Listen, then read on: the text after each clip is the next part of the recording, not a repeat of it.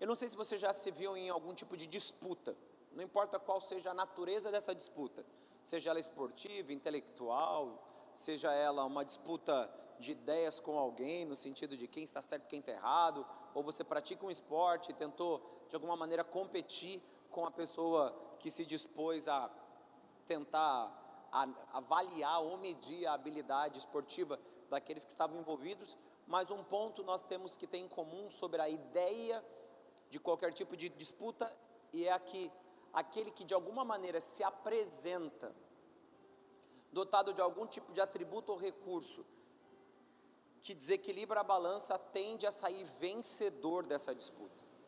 Acontece assim em qualquer segmento. O indivíduo que se apresenta com algum tipo de recurso, e esse recurso se torna algo que desbalanceia para o lado dele, lhe dando sucesso na disputa com o seu adversário, há uma forte tendência desse que tem a balança sendo posta a seu favor, que ele saia dessa disputa vencedor.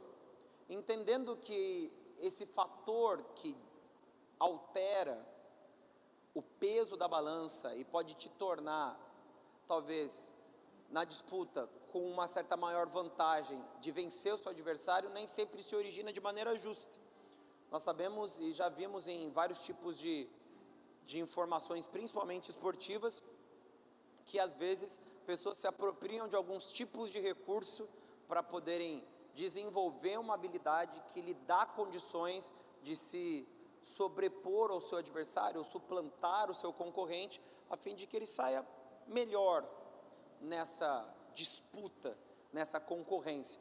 Às vezes a gente vê alguém usando alguns tipos de medicamento para poder ter um resultado físico e atlético superior ao seu adversário, entendendo que isso é proibido, mas ele busca esse fator para que ele possa, na disputa técnica, eles empatam, eles se apresentam numa mesma condição, mas quando vem apresentar uma expressão atlética, ou ele se apresenta fisicamente para tentar fazer também essa medição de força, ele vence o seu adversário, porque ele fez uso de substâncias que não deveria, e essas substâncias sim contrabalancearam a seu favor, e ele saiu vencedor. Aí são os anabolizantes e uma outra série de medicações que não são lícitas, são usadas de forma ilícita em muitos esportes, para que esse indivíduo possa de alguma maneira vencer e suplantar o seu adversário.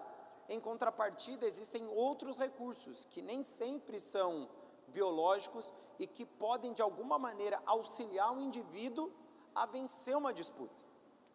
Basicamente, esses outros elementos dizem respeito ao até que ponto eu estou disposto a anular as minhas próprias liberdades, vontades e desejos, a fim de que eu leve o meu corpo ou leve a minha mente no mais alto do seu potencial. Então, a pessoa abandona certos prazeres a fim de que ela possa render ainda mais naquilo que ela deseja, para que no momento da disputa ela possa vencer o seu adversário.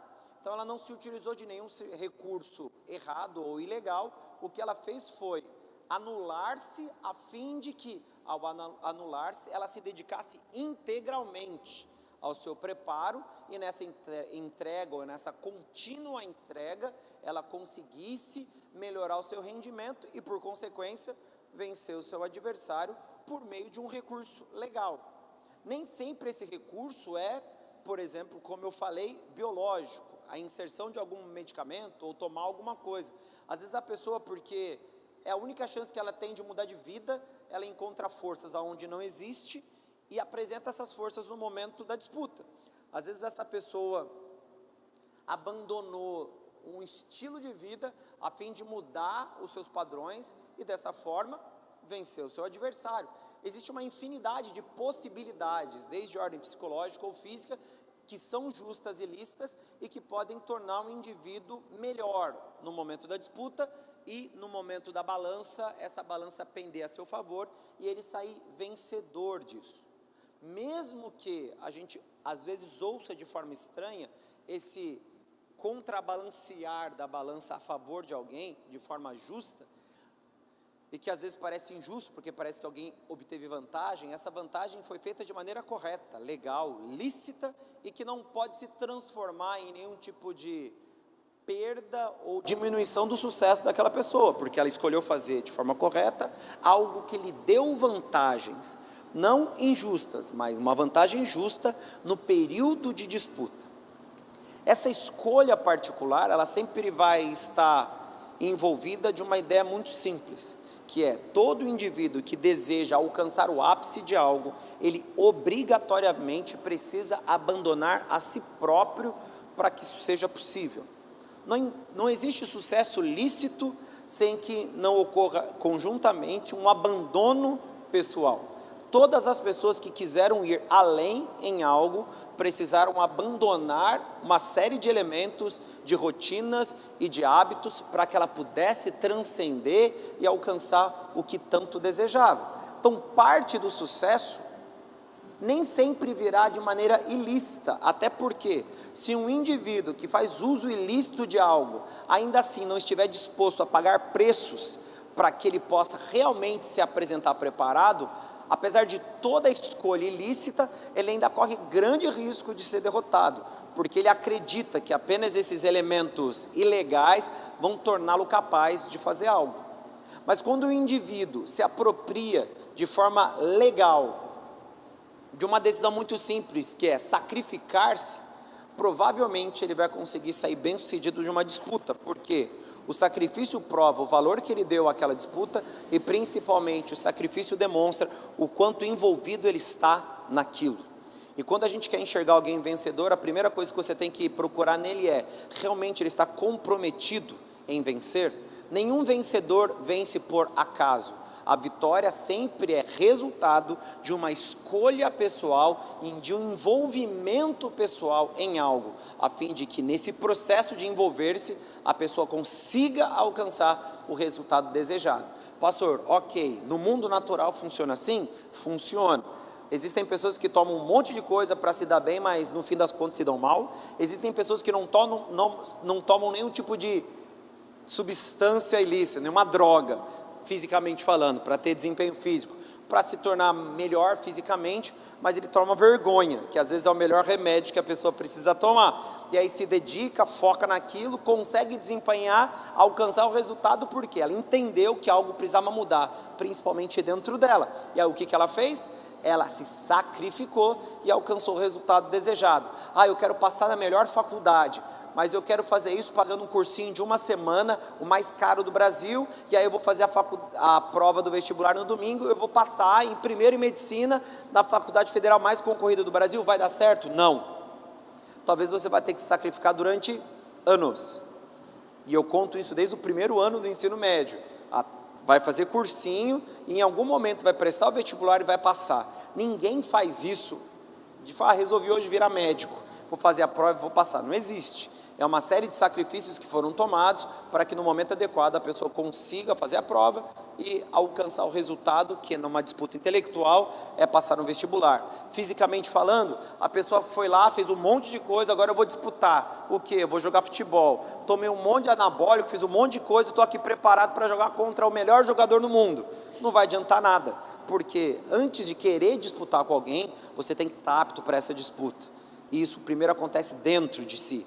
E não existem atalhos para o sucesso. O sucesso sempre passa por muito trabalho, suor e lágrimas. Ninguém é bem sucedido sem estar disposto a fazer sacrifícios. E no mundo espiritual, eu posso dizer para você que acontece da mesma forma. Por isso que o jejum é tão importante. O jejum representa o sacrifício daquele que quer ter uma vida com Deus profunda. E esse sacrifício é um ato voluntário. Nunca vai ser um ato que possa ser, de alguma forma, imposto para que você faça. Por quê? Porque jejum só funciona de maneira livre. Por que o jejum só funciona de maneira livre, pastor? Porque jejum espiritual e dieta não são as mesmas coisas. Se você for passar fome e você acredita que isso é fazer um jejum espiritual, entenda, você apenas passou fome. Não é um sacrifício inteligente, a Bíblia chama isso de sacrifício de tolo, porque apesar de você se entregar por algo, e estar disposto até a deixar de comer, os outros elementos que devem orbitar em torno do jejum não foram usados. O que é, pastor, que eu devo fazer quando eu jejuo? orar, ler a Bíblia, meditar na palavra, atos que devem participar do seu período de consagração. Ah, não, eu só fico sem comer. É por isso que você não entende sentido em ficar sem comer, porque para você o jejum é apenas um período onde você deixa de comer certos alimentos e fica lá, ah, nossa, eu estou sofrendo. Provavelmente nenhum desses jejuns foram úteis para você, pelo menos não no aspecto espiritual, porque você não entendeu o que você estava fazendo, você apenas se dispôs a deixar de comer, e espiritualmente não teve valor algum. Ah, eu já me adaptei em ficar sem comer, parabéns. Você já se adaptou em ficar orando? Provavelmente não. Você já se adaptou em abandonar qualquer outro tipo de fonte de informação no período do seu jejum e buscar a palavra? Provavelmente não. Você deixou de ficar criando coisas para esquecer a vontade de comer e ficou lá meditando, orando e lendo a palavra, adorando a Deus, fazendo alguma coisa que de fato enriquece a sua vida espiritual? Se você não fez isso, talvez o seu jejum foi apenas um sacrifício para o teu corpo, mas o teu espírito não foi alimentado, porque você não escolheu se conectar com o Senhor e desejar ter com Ele um relacionamento pessoal. E esse é o ponto de início de todo o jejum. Primeiro, porque não existe na história bíblica nenhuma imposição da parte de Deus para que o povo jejue. Ou seja, jejum é lei? Não. Não faz parte da lei. Jejum nunca foi imposto como regra. Não há em nenhum mandamento divino a obrigação de jejuar. Glória a Deus, precisava saber disso, nunca mais participo de jejum na minha vida. Só que aí você descobre um outro ponto. Se ao mesmo tempo que não existe nenhuma obrigatoriedade em jejuar, existe a expectativa de que o povo que se considera de Deus jejue. Pode parecer contraditório, mas tem muito sentido prático, porque se o jejum for uma mortificação imposta, ele perde o seu conceito sacrificial, porque a ideia do jejum como sacrifício voluntário torna ele significativo. O jejum como um sacrifício imposto, na verdade representa mais aquele que entrega os outros do que de fato aquele que se entrega, porque todo sacrifício imposto era quando o povo ia lá, pegava um animal e o sacrificava, para que eles fossem perdoados dos seus pecados, ou seja, eles compravam e entregavam. Esses eram sacrifícios impostos. Para remissão existem alguns sacrifícios.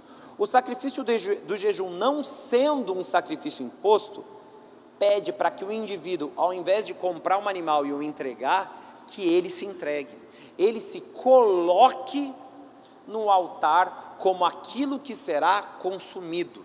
Então o jejum é mais completo no seu princípio, porque o indivíduo que deseja o sacrifício, ele não pede para que terceiros façam isso por ele, é ele que faz isso, porque ele entende que ao entregar-se, ele mortifica a sua própria carne. Ele não quer que um animal morra no seu lugar, que era o princípio dos sacrifícios do Antigo Testamento. Ele quer morrer espiritualmente, para que ele consiga, matando a sua carne, ele enriqueça o seu espírito, que seria um processo de aperfeiçoamento da santificação. E o que é o aperfeiçoamento da santificação? Ele nos torna mais santo para irmos para o céu? Não, mas ele alinha a nossa moralidade e cala os nossos desejos físicos. Ou seja, uma pessoa que escolhe jejuar, ela escolhe pagar um preço pessoal para experimentar algo com Deus, o que torna ela de fato, no peso da balança, aquele que vai alcançar o sucesso, porque ele entende o preceito, ele aplica o preceito e se abre para um processo que primeiro acontece dentro dele, para que depois ele possa externá-lo. Se você já correu uma corrida, tipo uma maratona, chega um momento que talvez você não tenha mais pernas para correr, e aonde você vai ter que travar a principal batalha? Na sua mente, para que você não desista. Então, se a gente for fazer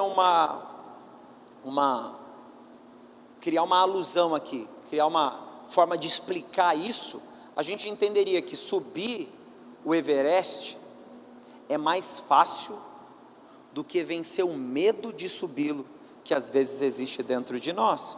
Então, subir o Everest é a parte mais fácil do desafio, porque ele primeiro acontece dentro de mim, onde eu tenho que vencer os meus medos e a partir daí me preparar para subi-lo. Então a subida fisicamente falando sempre vai ser menor, até porque se subindo fisicamente eu me depare com uma infinidade de desafios e que me levam a acreditar que eu não vou conseguir terminar essa escalada, provavelmente eu vou fazer o quê? Vou me entregar, e ao me entregar eu acabo morrendo, porque eu não tive a força necessária para continuar isso. O jejum é exatamente o quê? É o surgimento dessa força interna por meio da mortificação da nossa carne. Porque o indivíduo que jejua, ele não se torna mais espiritual. Não há um acréscimo na sua espiritualidade. O que acontece na vida de um indivíduo que jejua é a mortificação da sua carne. E colocando carne contra o espírito, se eu mato a minha carne, eu estou dando vantagem para quem? E se eu jejuo, me abstendo de alimento e ensinando ao meu corpo a se sujeitar ao meu espírito, quem que eu vou estar dando vantagem nessa disputa? Para o espírito. Então, quando um cristão entende que o jejum é uma prática que deve fazer parte do seu cotidiano, e não apenas uma prática em momentos emergenciais, ou porque houve uma convocação da igreja, ele reconhece que o seu corpo é um problema, e que o seu espírito é uma solução. Entendendo que o seu espírito é governado pelo Espírito de Deus e a sua carne é governado pela sua própria concupiscência, um indivíduo que jejua faz o quê? Ele mata a sua carne, logo cala a sua concupiscência, a fim de que seu espírito fale mais alto. E ao falar mais alto, na verdade, ele está ecoando a vontade de quem? Do próprio Deus, que através do seu espírito vivifica o nosso espírito. O espírito humano com E minúsculo, ele é inteiramente dependente do Espírito de Deus de E maiúsculo. E quando nós escolhermos jejuar, o que a gente está fazendo? A gente está fazendo cala-se carne, ou cala-te carne, e a gente chama o Espírito para o quê? Para se sobrepor a ela nessa disputa, simplesmente porque a gente entendeu o valor do sacrifício e escolheu mortificar aquilo que nos impede de viver integralmente a vontade de Deus. Pastor, existem situações onde eu não deva jejuar? Por incrível que pareça, não existe. Existe relato bíblico de que pessoas jejuaram por outras pessoas por questões de enfermidade, as pessoas jejuavam para poder ordenar alguém ao ministério, as pessoas jejuavam para se apresentar para o ministério. Eu vou jejuar para eu poder servir ao Senhor. Os ministros jejuavam a fim de que eles se apresentassem a Deus aptos para serem canal dos céus e não da sua própria natureza. Então o jejum, ele sempre esteve presente, mesmo não sendo uma regra impositória, ela sempre foi uma escolha pessoal, porque na hora do peso da balança, eu não quero que a minha carne fale, eu quero o quê? Que o meu espírito me conduza, ou melhor dizendo, o Espírito de Deus conduza o meu espírito em direção à vontade de Deus. A prática da disciplina do jejum sempre fará com que a sua carne se cale, porque aquele que escolheu jejuar, ele não se absteve apenas do alimento. O indivíduo que escolheu jejuar, ele escolheu ter uma relação pessoal com o Senhor e ser conduzido pelo Espírito. Então ele agregou ao período de abstinência alimentar, seja ela parcial ou não, ele agregou um tempo de exposição à glória de Deus, através da leitura, da oração, da meditação, em períodos de solitude, Ele e Deus, processos reflexivos que alimentam o nosso espírito ao invés de alimentar a nossa carne. Aí entra a questão: pastor, devemos jejuar? Sim. Com que frequência? A todo tempo. Não que o jejum seja feito todos os dias, mas o jejum ele tem que fazer parte de uma rotina, e não apenas um evento esporádico no ano. A igreja, normalmente, no final do ano, tem um jejum geral do Ministério Bola de Neve. Então, eu jejuarei uma vez por ano. Não. O jejum, ele tem que ser uma escolha, porque é um sacrifício pessoal. Então, ele tem que fazer parte da nossa rotina. Pastor, mas eu terei muitas perdas se eu escolher jejuar. Quais tipos de perda? De ordem física? Não importa. A única coisa que justifica a não prática do jejum é quando existe uma impossibilidade médica e não uma impossibilidade física. Ai, pastor, eu tenho que comer porque eu preciso comer, porque eu fico com mau humor se eu não como.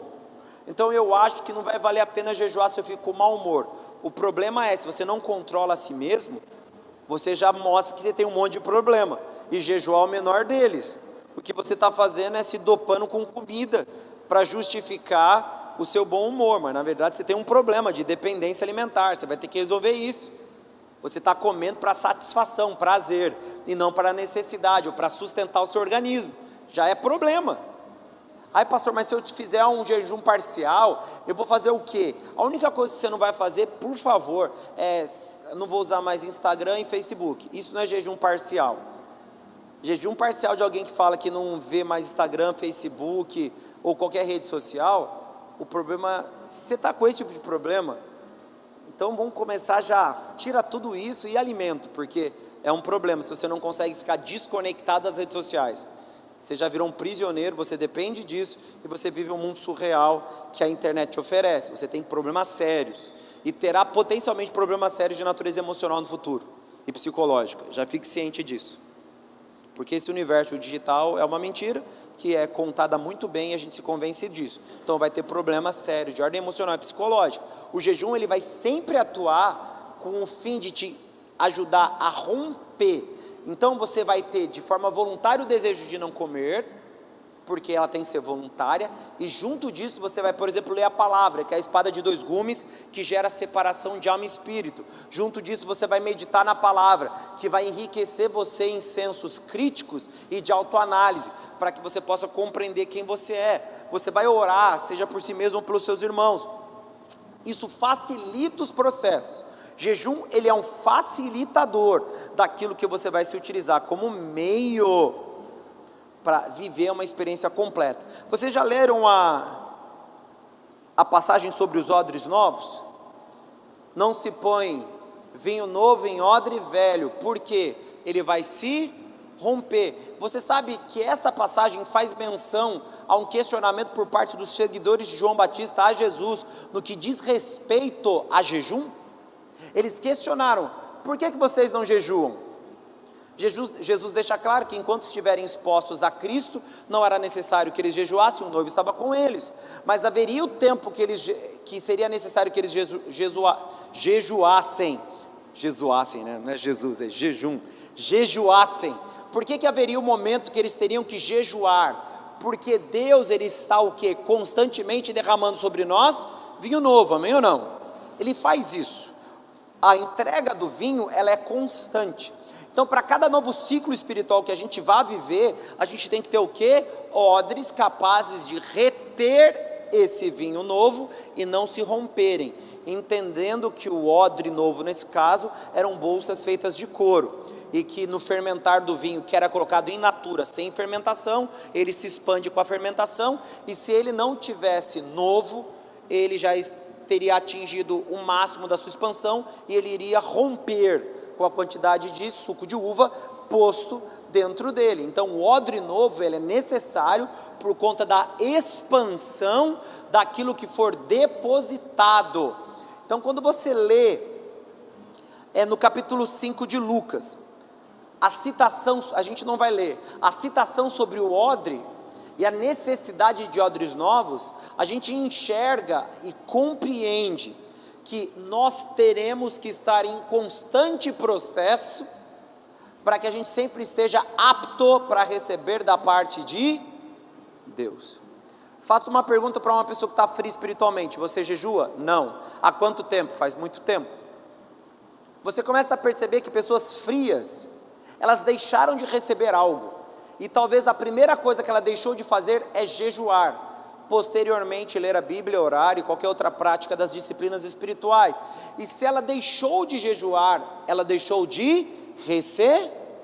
E se ela deixou de receber o que era novo da parte de Deus, ela foi se desconectando das estações espirituais que a comunidade dela, ou que ela deveria estar vivendo. E o que aconteceu com ela? Ela, ao receber algo, estourou, não aguentou. Por que razão? Não era um odre novo, era um odre velho. E por ser um odre velho, não reteve e não conseguiu participar espiritualmente daquele momento.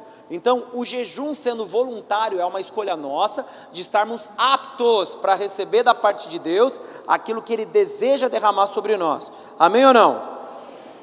E a gente que tem que escolher fazer isso.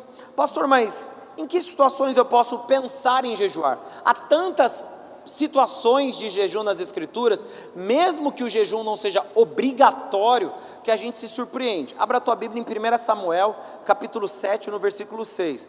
Entendendo que os nossos cultos de quarta-feira, eles têm uma finalidade, pelo menos nesse tempo, estritamente pedagógica. A ideia é a gente restaurar o nosso entendimento sobre as disciplinas espirituais e colocarmos em prática, amém, queridos?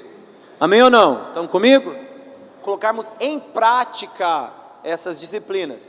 Então já é para a gente estar lendo a Bíblia todo dia, já é para a gente estar fazendo o quê? Orando todo dia, não só para dormir na hora do almoço, orações sinceras.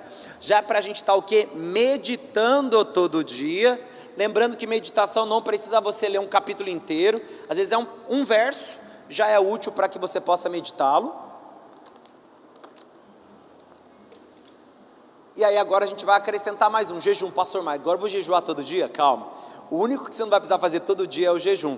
Até porque se você fizer todo dia, você vai, principalmente se você fizer um jejum total, você vai acabar morrendo, não vai morrer mesmo, você vai ficar sem comer. Então o jejum ele não precisa ser todos os dias, mas ele tem que ser algo feito normalmente e não esporadicamente. Pastor, eu vou começar a fazer jejum intermitente, que não sei o que. Toma cuidado para o seu jejum intermitente não virar dieta. Ou você faz jejum uma vez por semana, não, vou fazer jejum intermitente todos os dias, então você vai conseguir ficar lá das 2 da tarde até, sei lá, 7 horas da manhã, lendo a Bíblia, orando, buscando? Não. Então não vai dar certo. Só em períodos onde a gente fez isso proposto, com uma finalidade, a gente compreendeu. Mas se você vai fazer isso como prática da sua rotina, escolha períodos onde você pode se dedicar à oração, à leitura e à meditação, e não apenas a passar fome, tá bom? Só para dar uma orientada. 1 Samuel capítulo 7, no versículo 6, um dos exemplos sobre jejum. E congregaram-se em Mispa, e tiraram água, e a derramaram perante o Senhor, e jejuaram aquele dia, e disseram: pecamos contra o Senhor. E julgava Samuel os filhos de Israel em Mispa. Aqui é um jejum motivado por arrependimento. Cometi um pecado, eu posso jejuar? Pode, porque isso é um sinal de arrependimento, e junto disso você escolhe mortificar a sua carne, a fim de que o Senhor possa prevalecer contra ela, não que ele não possa, mas o seu espírito humano possa prevalecer contra a sua carne humana, levado pelo Espírito de Deus. 2 Crônicas capítulo 20, no versículo 3. Como não tem data show, eu já vou lendo, para a gente ganhar tempo. Então Jeosafá temeu, e pôs-se a buscar o Senhor, e apregou o jejum em todo o Judá. Esse jejum aqui aconteceu por conta de Jeosafá estar preocupado quanto a uma invasão que eles sofreriam dos exércitos inimigos. Então vamos jejuar para a gente buscar a face do Senhor. Ele fez isso para ouvir a voz de Deus e receber da parte de Deus a proteção necessária. Salmo 35, 13.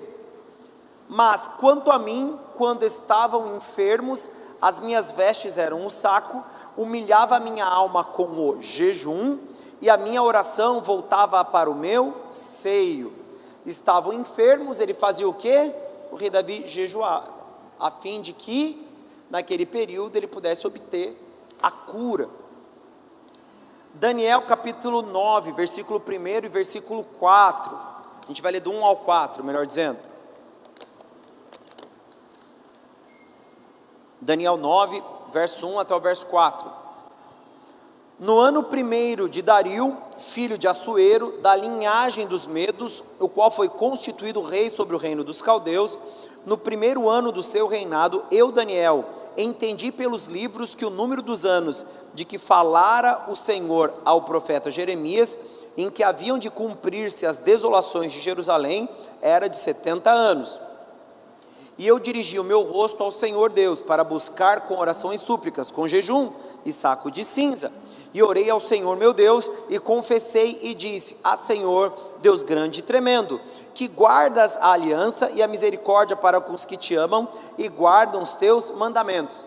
Aqui, Daniel estava pedindo por misericórdia da parte do Senhor, e ele fez o quê? Jejuou, vestiu-se de pano, de saco, cobriu sua cabeça de cinzas, como uma forma de humilhação. O jejum está aqui participando, como uma maneira de quebrar-se, de mostrar a fragilidade humana e o estado de dependência.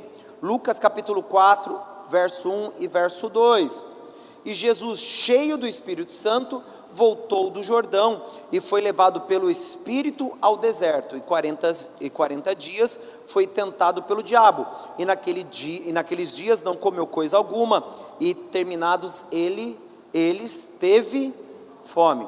Jesus teve fome só depois dos 40 dias, mas ali você vê o início do seu ministério. Jesus vai lá, assim, é levado ao deserto pelo Espírito Santo, e nesse período ele faz o que? Jejua, durante os 40 dias no deserto, 40 noites, e quando ele sai de lá, ele faz o que? Inicia o seu ministério messiânico. Jesus já começa a sua trajetória. E Atos capítulo 13, no versículo 2 até o 4, e servindo eles ao Senhor e jejuando, disse o Espírito Santo: apartai-me a Barnabé e Saulo para a obra que os tenho chamado. Então, jejuando e orando e pondo sobre eles as mãos, os despediram. E assim esses, enviados pelo Espírito Santo, desceram a Seleucia e dali navegaram para Chipre. No caso do apóstolo Paulo e Barnabé foram enviados depois de um período de jejum. Então o jejum, pastor, se eu fizer, as coisas ficam mais fáceis? Não. A Bíblia é muito clara sobre petições a Deus. Como é que a gente deve fazer uma petição a Deus? Jejuando, não é isso? Não, a Bíblia fala que as petições são orações. Eu oro a Deus, clamo e Deus responde. Então por que eu vou fazer jejum se é só orar? Esse é o ponto. A Bíblia fala, por exemplo, que Deus não responde orações que são feitas de forma egoísta. Deus não responde orações que não corroboram com a sua própria vontade. As orações humanas, elas não são respondidas por Deus por conta dos nossos pecados. O jejum é o quê? É uma transformação interior. Quando eu escolho jejuar, eu mortifico a minha natureza. E qual é a melhor maneira de eu orar da maneira que Deus deseja? Matando a minha carne. Se eu mortifico a minha natureza, as minhas orações, elas começam a ter uma consonância, elas sintonizam a vontade de Deus. Elas não ficam prisioneiras das minhas necessidades. A gente nem deve orar porque a gente está passando necessidade ou porque a gente é rico. A gente deve orar como oração, como um ato de experiência particular entre o homem e Deus, e nessas experiências apresentarmos as nossas petições. Então o jejum, ele não torna a sua oração mais poderosa. Pastor, e se eu jejuar e orar, minha oração vai ser mais poderosa? Porque a Bíblia fala que certas castas de demônio só saem com jejum e oração. Concordo com você. O que é oração? Falar com Deus. O que é jejum? Matar sua carne. Se a gente for falar que algumas pessoas endemoniadas só vão ser libertas se elas jejuarem e orarem, concordo, porque parte do que podemos chamar de demônios nem sempre se limita à ideia de uma entidade demoníaca. Às vezes é a nossa própria natureza inclinada ao pecado. Esse é o primeiro aspecto. Segundo aspecto, vou expulsar um demônio e o demônio não sai, talvez você precise do quê? De oração e jejum. Ou seja, vai se consagrar a Deus de verdade, porque em alguns momentos pessoas foram expulsar demônios, não eram consagradas, e o que aconteceu com elas? Elas apanharam do demônio. porque não possuíam autoridade. Pastor, a autoridade eu alcanço? Não, você recebe, é presente. E é por quê? Porque Deus encontra você um coração disposto a servi-lo, e aí Deus te imbui de autoridade no nome dele para expulsar um demônio. Então você também pode considerar que orar e jejuar vai fazer com que a sua natureza seja mortificada e você se aproprie da autoridade. Vai fazer um monte de bobagem por aí e vai expulsar um demônio para você ver o que vai acontecer. Você vai ser surpreso. Eu nem aconselho você a fazer isso, porque você pode correr até risco de sofrer uma violência física. Agora vai orar e jejuar, buscar Deus, se entregar e expulsar um demônio. Às vezes você nem precisa abrir a boca, você só olha para o demônio já fica cabrito e já vai embora. Melhor ir agora do que ser teimoso, porque eu já vou ter que sair mesmo, vou sair antes, vai que ele me manda para um lugar onde eu não quero.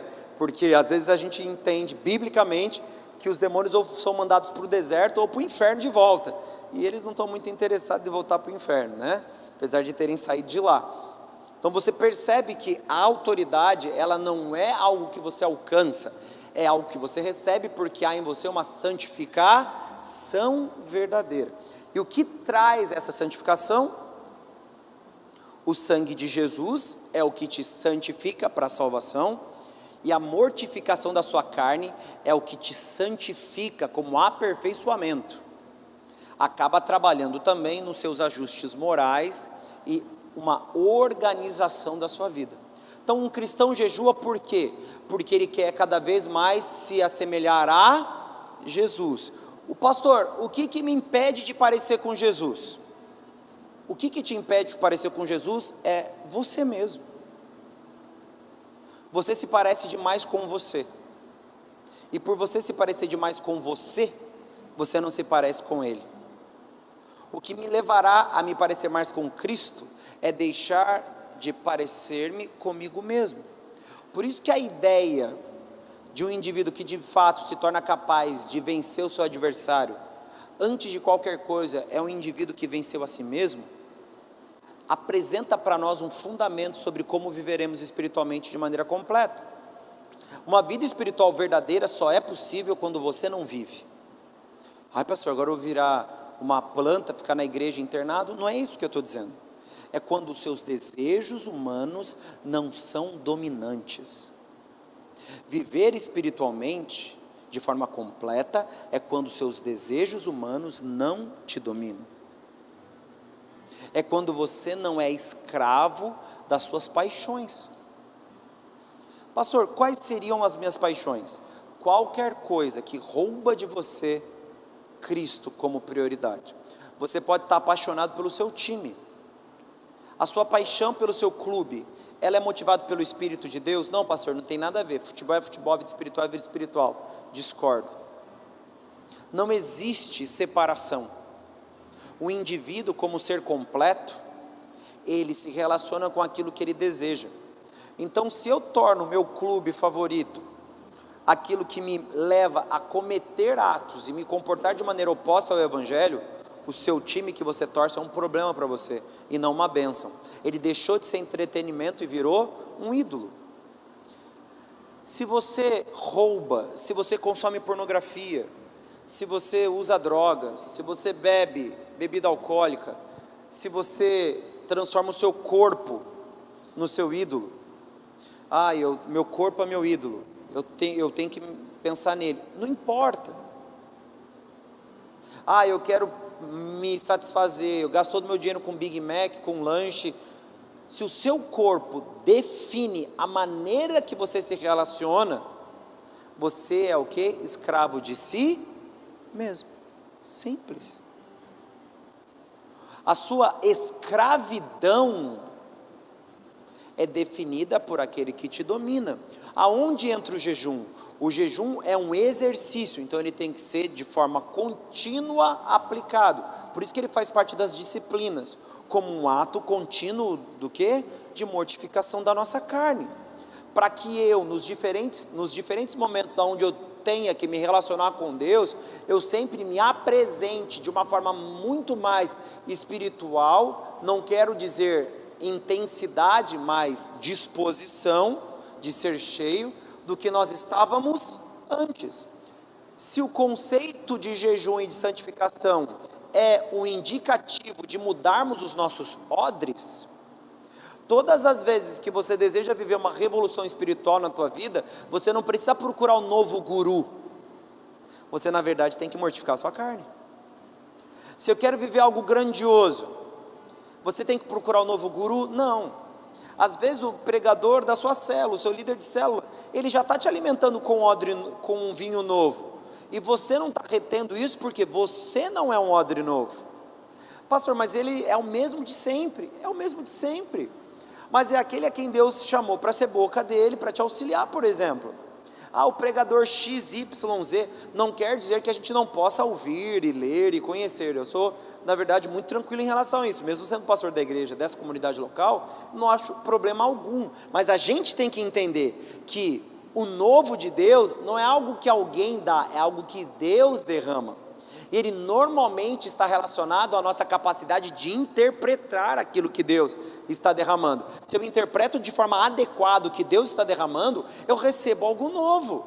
Se eu não tenho capacidade de interpretar,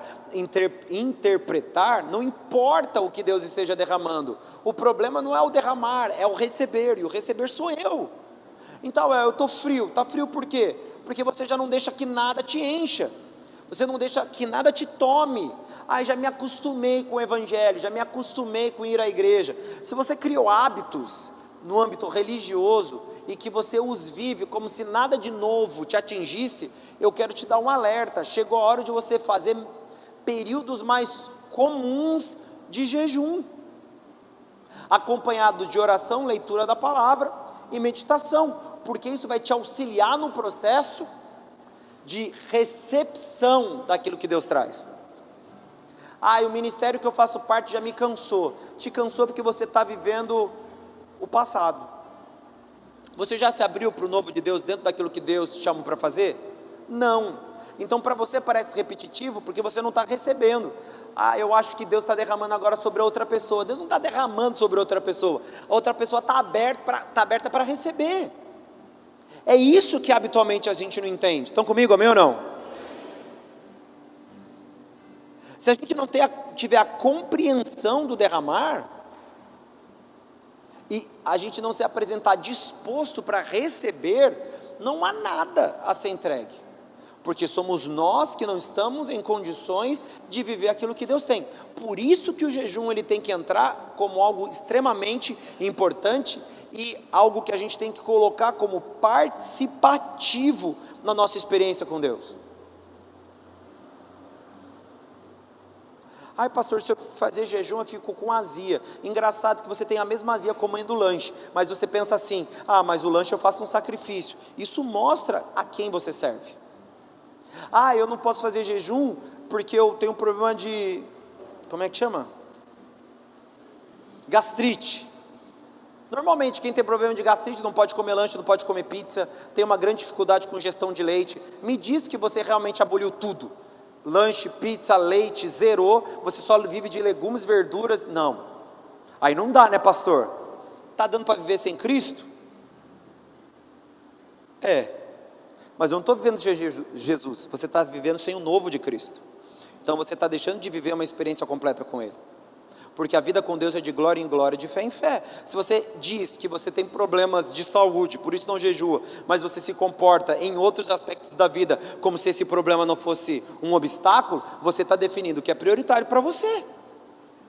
E a gente não entende. Então quando a gente coloca o jejum como um elemento dentro das nossas práticas espirituais, e a gente o torna parte das disciplinas, eu estou sinalizando, Jesus, estou aqui, me dá algo novo, eu quero receber, eu quero ser cheio, eu quero experimentar, eu quero ouvir, eu quero ser tocado, eu quero que o Senhor abunde na minha vida com algo que eu naturalmente não sou capaz de produzir, mas o Senhor tem condições de derramar sobre mim, então derrama. É isso que o jejum sinaliza. Por essa razão ele não é impositório, não é obrigatório, ninguém é obrigado a jejuar, mas todos aqueles que querem algo a mais, na hora de pender a balança espiritual ao favor de Deus ou ao do seu espírito, ele escolhe jejuar, porque ele sabe que esse é o único caminho. Ninguém vai ter o pêndulo da balança para o lado positivo, que é o espiritual, sendo feito, ainda alimentando a sua própria carne. Estão comigo, amém ou não? Abra a tua Bíblia, por favor. Mateus capítulo 6, no versículo 16 até o 18.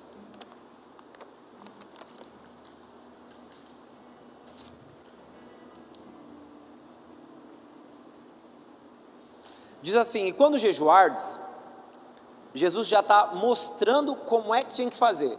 Pensa comigo, Jesus era um rabi, sim ou não? Sim, ele era identificado como rabi.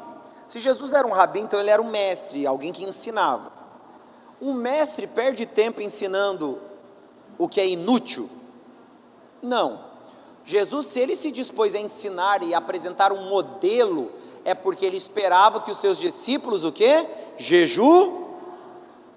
E aqui vem ele falando, e quando jejuardes, ele está falando o que tem que ser feito. Para quem ele está falando? Não, pastor, acho que ele está exortando os fariseus. De forma alguma. Jesus está ensinando os seus discípulos a jejuar, porque ele sabia que eles fariam isso de alguma maneira, ou em algum momento. Não era necessário naquele período, essa resposta ele já até deu para os discípulos de João Batista. Entretanto, ele já queria que eles soubessem, porque eles teriam que jejuar em algum momento.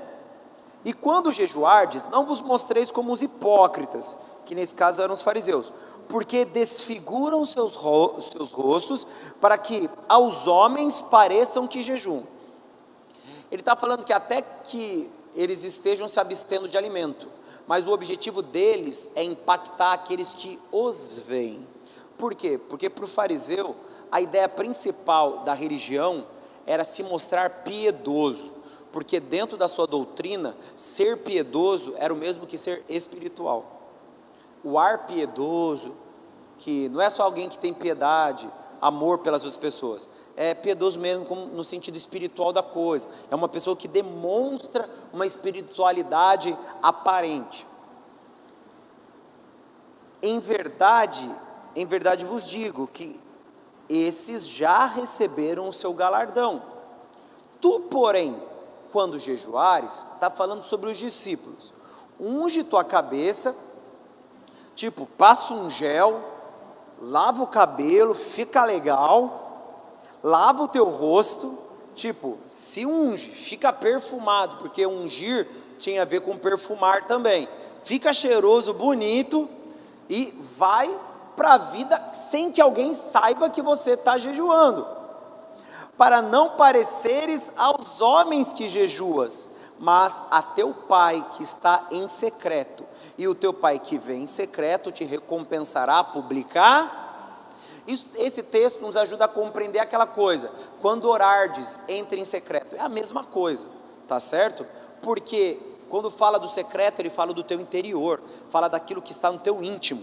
Quando você for jejuar, que o Senhor veja isso acontecendo dentro. Estão comigo, amém ou não? Dentro de você, e não no seu exterior. Quando você for jejuar, que a experiência seja interna. Por quê? Porque a maior batalha de qualquer cristão não é externa.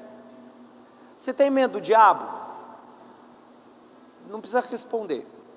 Agora me fala, o diabo pode te mandar para o inferno? Não sei, vou te ajudar. Não. Glória a Deus por isso.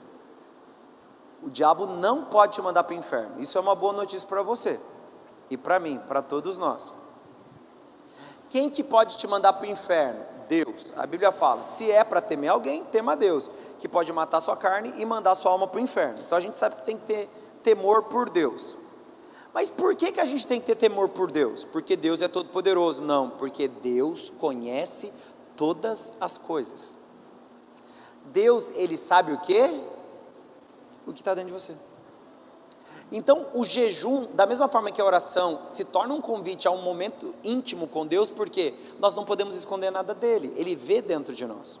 Então o jejum, ele tem que ser uma vitória interna.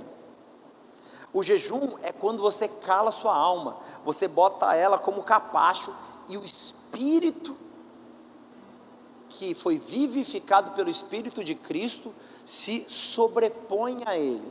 Na hora do pêndulo da balança, o seu espírito foi alimentado por meio do jejum, e a sua carne foi o quê? mortificada. Você anula a ação da sua carne, para que o teu espírito se sobreponha. Por isso que a Bíblia pede para a gente fazer o quê? Se revestir do homem interior. Quem é o homem interior? Ai, pastor, é a minha dupla personalidade, eu tenho outra pessoa dentro de mim. É você, só que cheio do Espírito. E o você cheio do Espírito é diferente do você sem ele. Ou seja, as motivações que você tem quando é cheio do Espírito é uma. As motivações que você tem quando você é carnal é outra. Pastor, como é que eu descubro se eu sou carnal, se eu sou espiritual? Me diga, não precisa me dizer para não te expor, mas diga a si próprio. Quais são os seus principais interesses? O que tem norteado as suas escolhas? O que tem definido a sua vida?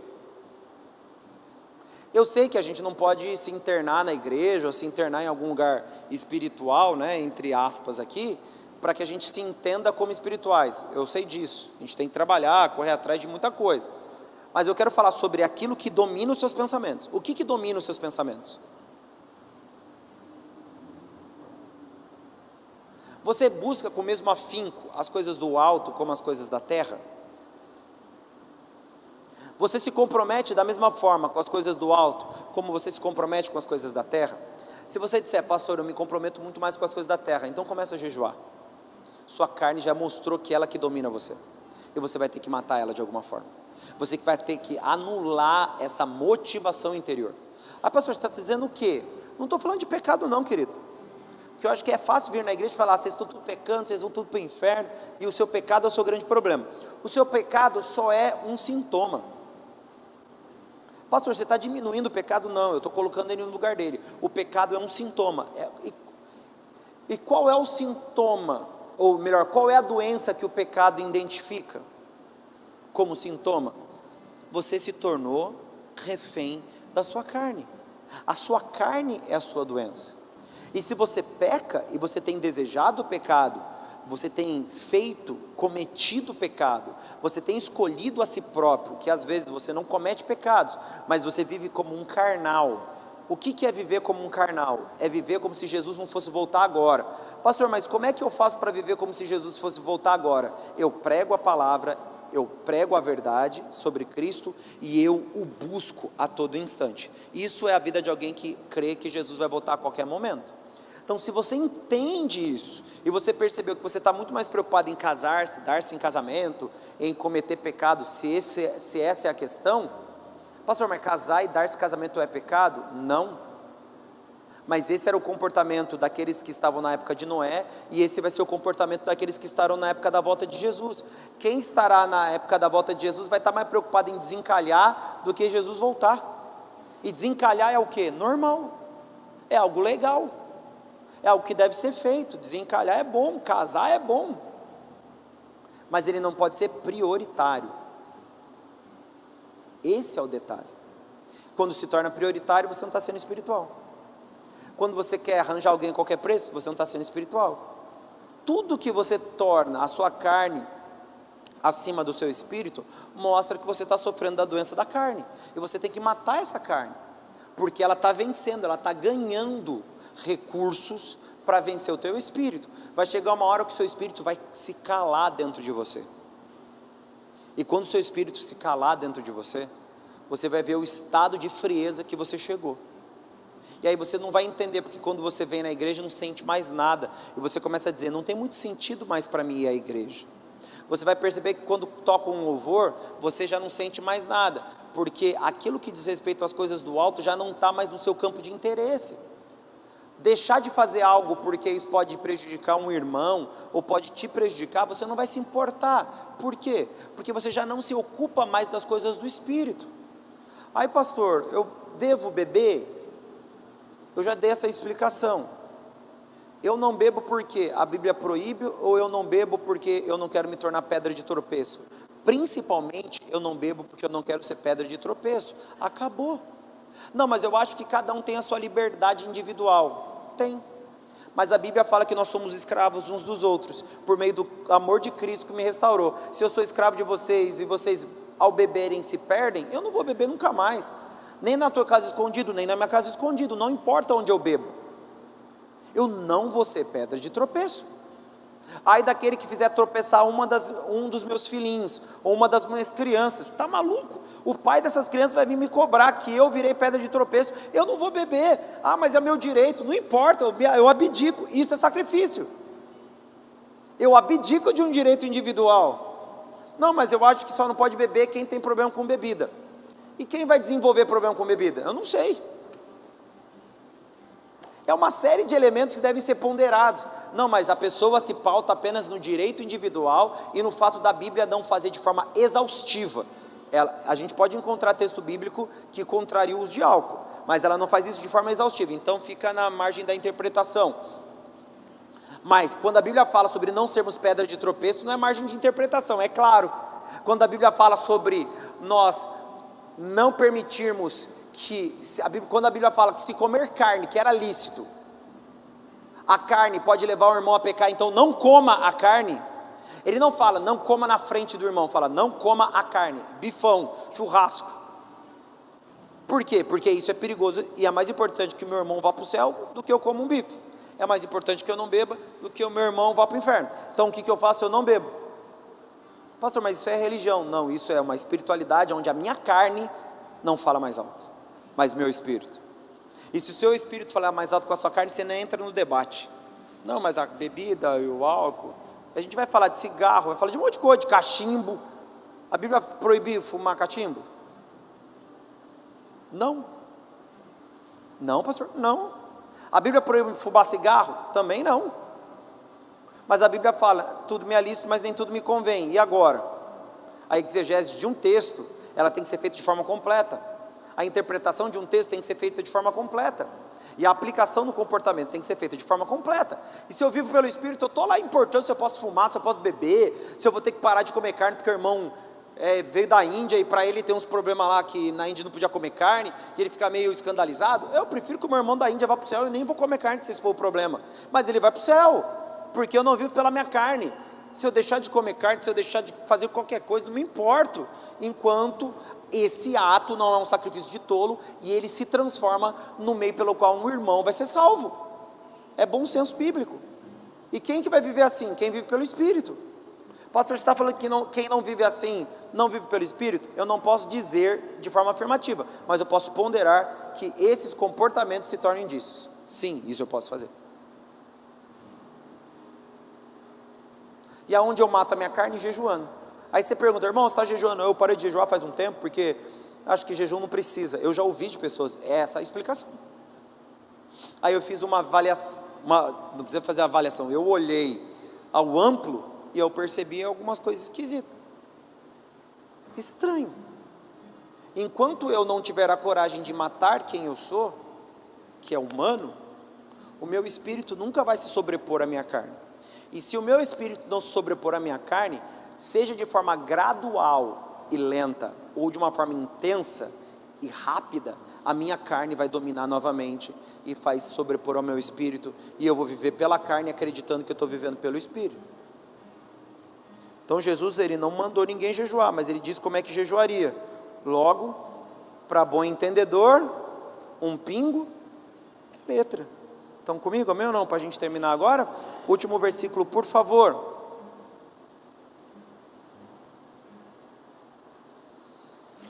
Marcos capítulo 2, no versículo 18 até o 20.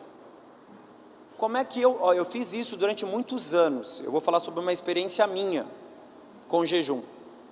Quando eu me converti, eu fazia um jejum por semana, de 24 horas. Então eu tirava um dia para ficar sem comer nada, só bebia água. Eu acordava pela manhã, não tomava café e já emendava já. Então normalmente era mais de 24 horas. E eu só poderia novamente comer no outro dia. Pastor, antes eu era estudante, ia para o colégio, para casa, a vida era mais tranquila. Pastor, hoje, como você faria? Eu começaria o meu jejum depois do almoço, de 24 horas. Tomaria um café da manhã normal, não comeria mais do que habitualmente eu como. Eu almoçaria, iniciaria o meu jejum, e eu, no outro dia, no momento do almoço, eu entregaria o meu jejum cumprindo as 24 horas, para que eu voltasse a almoçar. Porque às vezes no seu tipo de ramo de atividade, você não pode ficar, às vezes, muito tempo sem comer, porque você não pode ficar fraco. A gente tem militares na igreja, a gente tem pessoas que trabalham na área médica, é perigoso. Então faz o quê? Faz esse sistema, e você vai ter um tempo. E aí, pastor, mas eu trabalho até às 5, começa o jejum depois do almoço, vai até às 5, chega em casa, faz isso como se fosse num dia que você pudesse vir para o culto à noite, numa quarta-feira, vai na célula na terça, você já vai ter momentos espirituais de reflexão, começa a pensar sobre a palavra, para a célula de terça, fica ruminando ela no teu interior, vai para a célula, comunga com os irmãos, aí vai dormir, tira um tempinho antes de dormir, não vai assistir série, bota lá The Chosen lá, que você quer assistir uma série, vai assistir The Chosen, no seu celular, no seu tablet, no seu computador, assiste lá a série bíblica, é uma boa, lê a Bíblia, vai dormir, acorda no outro dia, bota um louvorzinho de manhã para tomar um banho para ir trabalhar, fica ouvindo, período de oração, lê a palavra, medita, trabalha o período da manhã, ingira muito líquido no período da manhã, porque você ficou sem comer e dormiu, há um processo de desidratação do seu organismo, meio-dia, você entrega o jejum, almoça de forma normal, não vai comer igual um condenado, porque esse não é o objetivo, você está dominando a sua carne, não se entregando para ela. Ah, pastor, eu estou com muita fome. Ué, você jejuou, é lógico, mas come o que você comeria numa refeição normal de almoço, e aí no meio da tarde come mais um pouquinho, chega em casa, janta, como você faria normal, e segue sua vida. Na próxima semana, faça o mesmo, se você quiser, é um exemplo, mas é uma forma, principalmente para quem está envolvido no trabalho, de poder jejuar durante a semana, e criar uma cultura de jejum, sem que você tenha que ser chamado a jejuar por mim, pela pastora, ou pelo seu ministério. Para encerrarmos, ora, os discípulos de João e os fariseus jejuavam, e foram e disseram-lhe, por que jejuam os discípulos de João e os dos fariseus, e não jejuam os seus discípulos? E Jesus disse-lhes, podem porventura os filhos das bodas jejuar, enquanto está com ele o esposo? Enquanto tem consigo o esposo, não podem jejuar, mas dias virão em que lhes será tirado o esposo, e então jejuarão naqueles dias. Jesus primeiro eu falei que ele ensinou o jejum, e aqui ele já mostrou na resposta dele que os seus discípulos jejuariam. Em que momento? No momento que estamos, porque o esposo nos foi tirado, e quando ele voltar nós não vamos jejuar mais. Pastor, aonde o jejum vai acabar? Quando a gente for para o céu. Fomos para o céu, acabou a necessidade de jejuar. Amém, queridos? Glória a Deus, amém ou não? Amém. Encerramos mais uma das disciplinas, e eu só gostaria de dizer algo para você, você que tem vindo às quartas-feiras, e acompanhado a gente pela internet, quando não pode estar conosco, que você coloque em prática essas disciplinas, não venha só ouvir, coloca isso como parte do seu cotidiano, vai lá ler a Bíblia um pouquinho, lê um capítulo, desse capítulo você tira um versículo para você meditar, nesse meio tempo, ora antes de ler a palavra, durante a semana, escolhe um período para você jejuar. Pastor, mas você quer que você acha melhor eu jejuar parcial ou total? 24 horas ou meio período? Ou tirar algum alimento? Eu não sou a favor desse negócio de tirar alimento, principalmente se for só 24 horas de jejum, é uma opinião, porque é fácil a gente escolher um outro alimento que substitui o prazer. Já quer fazer, tira tudo. Não consegue ficar 24 horas, fica 12, só tomando água. Aprende e depois vai para as 24 e fica um dia. Só você usar as estratégias. Amém? Ah, pastor, o como?